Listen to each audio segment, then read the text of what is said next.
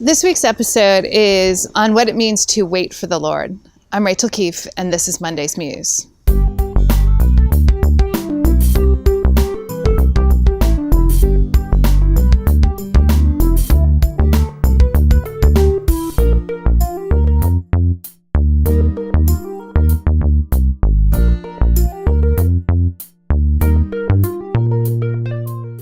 One of the texts for this week's is the famous verses, "Those who wait for the Lord shall renew their strength. They shall mount up with wings like eagles. They shall run and not be weary."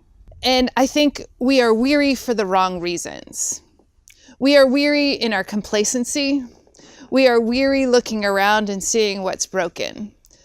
I don't know that many of us are weary from seeking justice, from trying to make peace, from trying to bring healing, to bring hope to those who live in despair. That's the kind of weariness that God's presence will alleviate.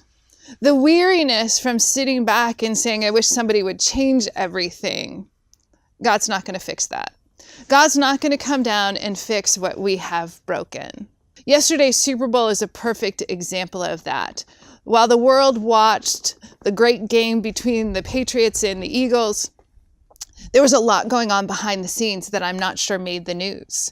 There were protests everywhere for all the injustice that happens when a major sporting event comes to a city. Homeless were displaced from the hotels they were staying in so that out-of-town guests for the Super Bowl could stay there.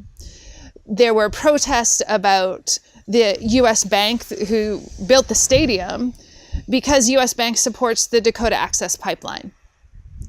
There were other actions protesting the corporate greed and the way that the city could make the light rail free for wealthy out-of-town guests for the Super Bowl, but not for the workers who can't afford to pay parking downtown and yet work there.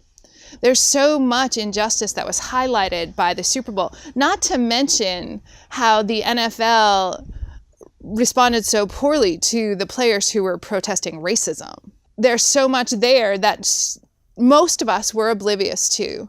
We just cheer for our teams and wait for somebody else to take care of what we don't want to see. But if we want our strength to be renewed, if we want to fly on those wings like eagles, we must be about addressing injustice wherever we find it and protesting corporate greed and the way that we worship sports and entertainers in this country and in other places around the world. So if we want to be renewed, if we want to feel that strength in God's presence, and if we want to be active in our waiting for God, we must be about addressing the injustice, calling for a liberation for the oppressed, bringing healing to the broken and hope to those in despair. Think about that while you're watching the Winter Olympics and get busy waiting for the Lord. Thanks for joining us, and we'll see you next week.